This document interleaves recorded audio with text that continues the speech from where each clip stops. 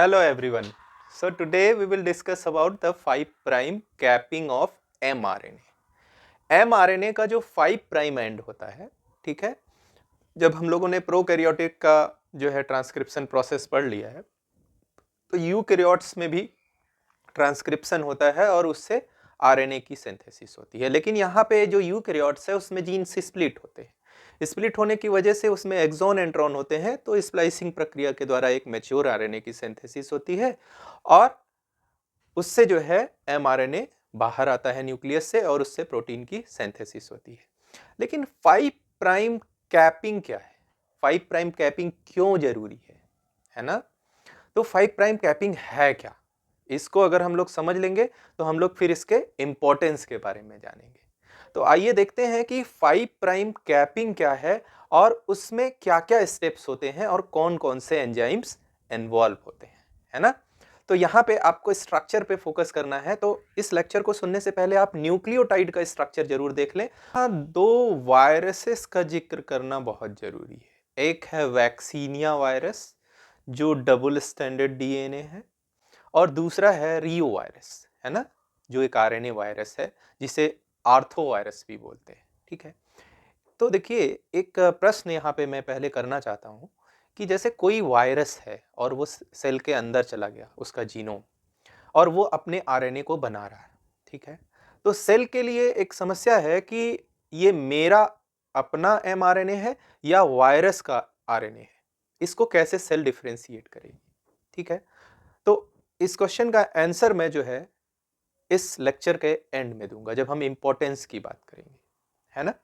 तो आइए देखते हैं कि 5 प्राइम कैपिंग क्या होती है। तो सबसे पहले देखिए आप कि ये एमआरएनए है, ठीक है भाई, ये इसका 3 प्राइम एंड है और ये 5 प्राइम एंड है, ठीक है, और ये पहला इसका न्यूक्लियोटाइड है और ये दूसरा न्यूक्लियोटाइड है और इसके बाद जो दूसरे न्यूक्लियोटाइड है वो फॉस्फोडाइएस्टर बॉन्ड, ये कौन सा बॉन्ड है?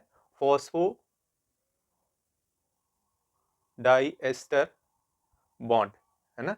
ये हमने देखा है कि आरएनए ट्रांसक्रिप्शन में कैसे जो है फॉस्फोडाइएस्टर बॉन्ड का फॉर्मेशन होता है। अब यहाँ देखिए एक बहुत महत्वपूर्ण चीज है कि आप ये जान लीजिए कि शुगर की काउंटिंग कैसे हो रही है। तो जिस कार्बन से ये एडिनिन बेस जुड़ा है उससे जो है 1 प्राइम कार्बन है, दूसरा कार्बन है 2 प्राइम। सिंस ये आरएनए है तो यहाँ हाइड्रोक्सिल ग्रुप होगा 2 प्राइम पे। फिर देखिए यहाँ 3 प्राइम पे क्या है, ये 3 प्राइम OH ने फॉस्फोडाइएस्टर बॉन्ड बनाने में मदद की है, तो यहाँ OH आपको नहीं दिख रहा है। फिर देखिए ये 4 प्राइम कार्बन है और ये 5 प्राइम है। अब ये प्राइमिंग क्यों करते हैं ये आप जानते हैं कि बेस की काउंटिंग को और शुगर की काउंटिंग को अलग करने के लिए हम लोग ये कहते हैं, ठीक है, तो ये ध्यान रखिएगा। अच्छा, अब ध्यान दीजिए यहाँ पे 5 प्राइम पे 3 फॉस्फेट लगे हैं जिन्हें हम अल्फा, बीटा और गामा कहते हैं। क्या क्या कहते हैं भाई? अल्फा, बीटा और गामा। यहाँ देखिए ये एक बहुत इंपॉर्टेंट एंजाइम है ना, जो कि जो हमारी कैपिंग प्रक्रिया है उसके पहले स्टेप को कैटेलाइज करता है या कराता है, and it is very happy also, है ना, कि it is going to be the first to modify the 5 prime end. अब देखिए इस प्रक्रिया में होगा का, ये एंजाइम है फॉस्फोहाइड्रोलेज या इसी को ट्राईफॉस्फेटेज भी बोलते हैं, ट्राईफॉस्फेटेज, है ना, या गामा फॉस्फेटेज भी बोलते हैं। क्यों?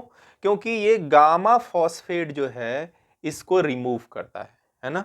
तो देखिए यहाँ पे होगा क्या, ये अल्फा फॉस्फेट यहीं रहेगा, बीटा यहीं रहेगा, लेकिन इस पोजीशन से गामा को हटा दिया जाएगा। किसके द्वारा? फॉस्फोहाइड्रोलेज के द्वारा, है ना। तो फॉस्फोहाइड्रोलेज क्या करेगा, इसको गामा फॉस्फेट को यहाँ हटा देगा। तो ये देखिए गामा फॉस्फेट बाहर निकल गया। स्ट्रक्चर है हमारे पास, देखिए उसमें अल्फा फॉस्फेट है, बीटा फॉस्फेट, चेन है ना एमआरएनए की, वो वैसे ही है। अब क्या होगा, देयर इज सेकेंड स्टेप, और ये सेकेंड स्टेप कैटेलाइज करने के लिए एक बहुत ही इंपॉर्टेंट एंजाइम है ना। और ये क्या करेगा भाई, ग्वानिल ट्रांसफरेज, एंजाइम का नाम क्या है? ग्वानिल ट्रांसफरेज। और भाई ग्वानिल है तो मतलब जीटीपी आएगा तभी तो, है ना, क्योंकि ये भी एक पॉलीमराइजेशन है आप देखिए तो, क्योंकि ये मॉलिक्यूल ग्वानिन को जाके यहाँ जुड़ना है, तो नेचुरल सी बात है, पॉलीमराइजेशन है, एंट्रोपी बैरियर है भाई, एंट्रोपी इसकी डिक्रीज होगी, तो उसको एंट्रोपी बैरियर, एनर्जी बैरियर को क्रॉस करने के लिए इसको ट्राइफॉस्फेट फॉर्म में आना होगा। और ये है क्या, देखिए जीटीपी, तो यहाँ पे ग्वानिन है और इसका शुगर है pentose sugar 1 prime 2 prime 3 prime 4 prime and 5 prime. और देखिए उसी तरह जैसे वहां पे alpha beta gamma phosphates are there.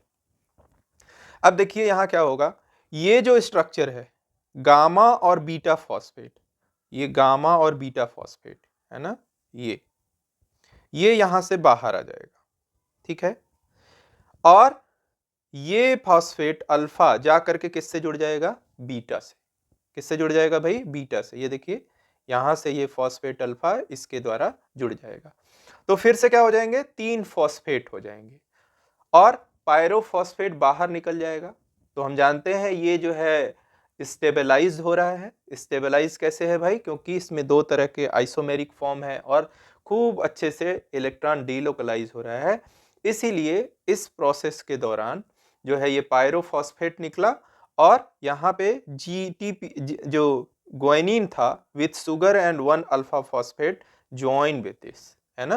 तो इसका स्ट्रक्चर कैसा होगा, तो देखते हैं नेक्स्ट स्टेप में। तो देखिए भाई ये आपका mRNA, ठीक है, और ये आपका 2 फॉस्फेट जो ऑलरेडी 5 प्राइम एंड पे है, ये कौन सा एंड है, 5 प्राइम, और ये फॉस्फेट है और ये फॉस्फेट है, और ये फॉस्फेट कहाँ से आया, जीटीपी का जो अल्फा फॉस्फेट था वो आ गया, ठीक है ना। और ये अल्फा बीटा ऑलरेडी प्रेजेंट थे। तो अब देखिए इस तरफ 5 प्राइम है और इस तरफ भी जो जो ये बेस था जीटीपी, तो इसका ये ग्वानिन तो ये रहा 1 प्राइम 2 प्राइम और 3 प्राइम, 5 प्राइम यहाँ पे है, ये 4 प्राइम है, ये 5 प्राइम है। 5 प्राइम से क्या जुड़ा है भाई, फॉस्फेट, है ना। ये फॉस्फेट कहाँ से आया है, जीटीपी से। तो अब देखिए इधर भी 5 प्राइम है ना, और इधर भी 5 प्राइम है, तो इसको बोलते हैं 5 प्राइम ब्रिज। तो देखिए ये 5 प्राइम दोनों तरफ है ना, तो ये 5 प्राइम ब्रिज का फॉर्मेशन हो गया। और इस ब्रिज में कितने फॉस्फेट हैं भाई, 3, ये 3 फॉस्फेट है, ठीक है। अब देखिए यहाँ पे ये जो ग्वानिन है, ये जो ग्वानिन है, इसके स्ट्रक्चर को हम लोगों को थोड़ा ध्यान से देखना होगा, क्योंकि नेक्स्ट स्टेप में ये मॉडिफाई होने जा रहा है। स्ट्रक्चर है जो 1 प्राइम से जुड़ा हुआ है। तो ग्वानिन में देखिए 1 2 3 4 5 6 7 8 9, जो ये 9th है पोजीशन, ये किससे जुड़ी है, 1 प्राइम ऑफ पेंटोज शुगर, ठीक है भाई। अब देखिए यहाँ पे जो ये 7th पोजीशन है, ये 7th पोजीशन, ये क्या है, ग्वानिन न्यूक्लियोटाइड है। कौन है, guanine nucleotide, sorry guanine base है ये क्या है, ग्वानिन बेस। और इसमें देखिए ये 7th पोजीशन। अब क्या होगा नेक्स्ट स्टेप में, इस 7th पोजीशन पे एक मेथिल ग्रुप को ऐड कर दिया जाएगा। किसको ऐड कर दिया जाएगा भाई, CH3 ग्रुप इस 7th पोजीशन पे ऐड कर दिया जाएगा। तो दिस बिकम्स हॉट स्पॉट, है ना, जहां पे आगे होने वाला है रिएक्शन। तो यहां देखिए ये बहुत इंपॉर्टेंट है, ये कौन है भाई, तो यहां पे देखिए ये आपको अल्फा कार्बन दिख रहा है, इससे क्या जुड़ा रहेगा, हाइड्रोजन और NH2, ठीक है। और यहाँ पे आपका जुड़ा है R ग्रुप, ये है R ग्रुप, और यहाँ जुड़ा है COO माइनस। तो इस अमाइनो एसिड को आप जानते हैं, ये क्या है, मेथियोनीन है। ये कौन सा अमाइनो एसिड है भाई, मेथियोनीन। और इससे किसको जोड़ दिया गया, AMP, है ना, एसाइल ग्रुप को यहाँ पे इसके साथ जोड़ दिया गया, इसको एक्टिवेट कर दिया गया, है ना। अब नाउ इसको कहते हैं सैम, क्या कहते हैं, मिस्टर सैम। ये ध्यान रखिए कहीं पे भी जो ये मेथिल ग्रुप का ट्रांसफर होता है सेल में, ज्यादातर यही डोनर होता है मेथिल का, है ना। मेथिल ग्रुप CH3 का डोनर जो है यही होता है, इसका नाम है मिस्टर सैम, या इसी को एडोमेथ भी कहते हैं, है ना, एडिनोसिल मेथियोनिन। अब देखिए होगा क्या, यहां पे एक बहुत इंपॉर्टेंट एंजाइम है जिसका नाम है ग्वाइनोसिन 7 मेथिल ट्रांसफरेज। तो ये क्या करेगा भाई, अब आपने यहां देख लिया कि ये स्पॉट जो 7th पोजीशन थी ग्वाइनोसिन की, that becomes the hot spot. है ना। और ये जो पहला ट्रांसफर हो रहा है मेथिल ग्रुप का, यही जो है प्राइमरी रिएक्शन है मेथिल ग्रुप के ट्रांसफर का। तो यहाँ देखिए जो ये मेथिल डोनर कौन है, एडोमेथ, उसने मेथिल ग्रुप दिया और वो मेथिल ग्रुप को ले जाके कहाँ जोड़ दिया गया, 7th पोजीशन पे। ये देखिए 7th पोजीशन पे मेथिल ग्रुप आके जुड़ गया। Guanosyl 7 methyl transferase become very happy कि that I have transferred a methyl group from S adomet a generous donor.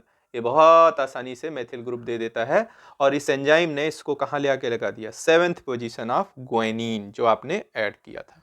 यहाँ देखिए जो 2' ओ मेथिल ट्रांसफरेज है, ये फिर से यहाँ से मेथिल ग्रुप किससे लेगा, मिस्टर सैम से, है ना, एस एडिनोसिन मेथियोनिन, है ना, एडिनोसिल मेथियोनिन, उससे फिर से मेथिल ग्रुप लेगा और इस बार वो ग्वेनिन पे ना ट्रांसफर करके किस पोजीशन पे ट्रांसफर कर देगा, इसका जो पहला न्यूक्लियोटाइड है, किसका, mRNA का, ना कि ये जो ग्वेनिन ऐड किया गया है इस पे नहीं, इस पे अब कोई मेथाइलेशन नहीं है। किस पोजीशन पे है भाई, जो पहला न्यूक्लियोटाइड है हम जानते हैं ये क्या है, ये क्या है 2' OH, ये क्या है 2' OH, 1' OH, 3' और 4' और ये 5'।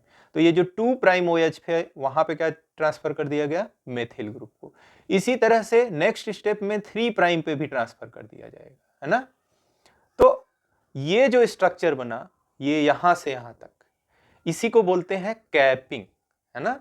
इसी को क्या बोलते हैं भाई, कैपिंग। ये ग्वेनोसिन को ऐड करके उसके ऊपर मेथिल ग्रुप लगाना और यहां मेथिल ग्रुप का लगना और यहां पे लगना, ठीक है। तो इस प्रक्रिया को बोलते हैं कैपिंग। आई होप कि आपको समझ में आया होगा कि कैपिंग किस तरह से हो रही है। तो आइए अब इसके इंपॉर्टेंस को समझते हैं। लेक्चर के शुरू में हमने आपसे एक क्वेश्चन पूछा था कि कोई वायरस है वो अगर अपना mRNA बनाता है तो सेल उसको कैसे रिकॉग्नाइज करेगी कि ये हमारा RNA है या फिर वायरस का RNA है। तो वहाँ ये जो कैपिंग होती है ये बहुत हेल्पफुल होती है ना। जो वायरस का RNA है उसमें कैपिंग नहीं है और जो यूकैरियोटिक सेल के अंदर RNA बन रहा है उसकी कैपिंग हो रही है। तो इसके द्वारा जो है उसका रिकॉग्निशन होता है और कुछ पी बॉडीज होती हैं जो डिग्रेडेशन का काम करती हैं आरएनए का। इवन सेल का भी अगर कोई आरएनए है और उसमें कैपिंग नहीं है तो उसको डिग्रेड कर दिया जाता है। ठीक है भाई, ये एक तो ये हो गया कि जो है कैसे दोनों को डिस्क्रिमिनेट करेंगी। लेकिन इवोल्यूशन के दौरान वायरस ने भी इस चीज को लर्न कर लिया और वायरस बहुत ही इंटेलिजेंट जो है हम कहें तो जेनेटिक कंपोजिशन है एक तरह का, है ना, क्योंकि उसको हम जो है लिविंग थिंग तो कह नहीं सकते। तो वो जो है सुपर स्पेशलाइज्ड है भाई। तो उसने देखा अच्छा ये मेथाइलेशन से सेल बच रही है, तो उसने क्या किया, अब उसमें एक मैकेनिज्म को इवॉल्व हो गया, है ना, कि वो भी अपने वायरस भी अपने आरएनए को क्या करा लेता है, मेथाइलेट करा लेता है। दूसरी चीज हम जानते हैं कि एमआरएनए की सिंथेसिस कहाँ होगी, न्यूक्लियस में होगी भाई। और यूकैरियोट्स में स्प्लिट जीन है तो एक्सॉन एंट्रॉन होंगे, तो स्प्लाइसिंग होनी चाहिए कि नहीं, उसके लिए भी कैपिंग बहुत जरूरी है। अगर कैपिंग होगा तभी वो जो है पूरा जो हेट्रोजीनियस आरएनए है जिसमें एक्सॉन एंट्रॉन दोनों है वो कहाँ जाएगा, स्प्लाइसिंग प्रक्रिया में भाग लेगा। ठीक है, अच्छा उसी तरह से दूसरी एक चीज होती है कि जब वो स्प्लाइसिंग हो जाएगी तो उसका एक्सपोर्ट होना चाहिए, बाहर आना चाहिए न्यूक्लियस से कि नहीं। तो न्यूक्लियस से बाहर आने के लिए भी कैपिंग नेसेसरी है। जब तक कैपिंग नहीं होगा उसका ट्रांसपोर्ट नहीं हो सकता। ठीक है ना।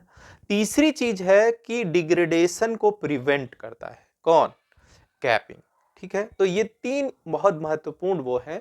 और इसमें दो वायरसेस हैं जिनका कंट्रीब्यूशन हम लोग कह सकते हैं, वो है एक वैक्सीनिया वायरस, मैमेलियन आर्थोवायरस कहते हैं। ठीक है ना।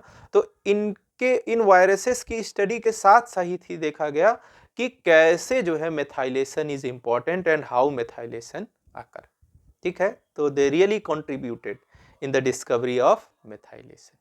ठीक है, आई होप कि ये लेक्चर आपको समझ में आया होगा। अगर हमारा वीडियो अच्छा लगता है तो आप शेयर करें, सब्सक्राइब करें और कमेंट सेक्शन में लिखकर जरूर बताएं कि ये वीडियो कैसा लगा।